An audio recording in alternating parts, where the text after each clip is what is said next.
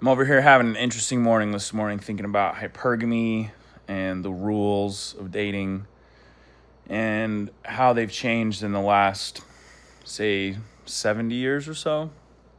Maybe not so much has to do with feminism for sure, but I believe that it has more to do with our fairy tales and our parables that we have passed down and written, over the millennia, over the generations. And, these stories were originally meant to be parables for children to learn life lessons and to learn how to behave and how, human nature and things like that.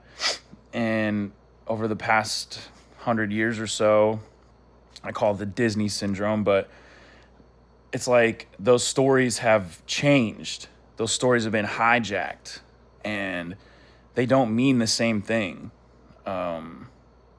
When you look at these stories and the plots of the stories, the way that they were written, it's about human nature. It's about a girl being nice. It's about a young man having certain qualities, and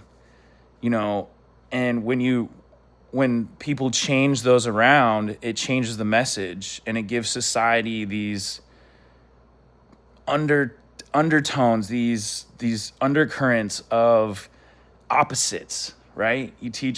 We're teaching little boys to be sensitive and, emotional, when for millennia that has not served men.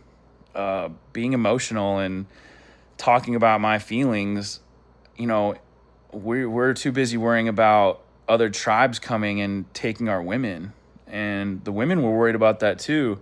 And I think in the modern day, we've become trained to look for qualities in the opposite sex that aren't qualities of the opposite sex. Like, women are trained to look for men who are sensitive and, basically very emotional. And, they demand that men be in touch with their emotions, but that is very foreign to us. And it's frustrating, and it's very hard for men who are high caliber to, who are used to doing crushing things in their everyday life, to be like that. It's not natural, and it's very tough.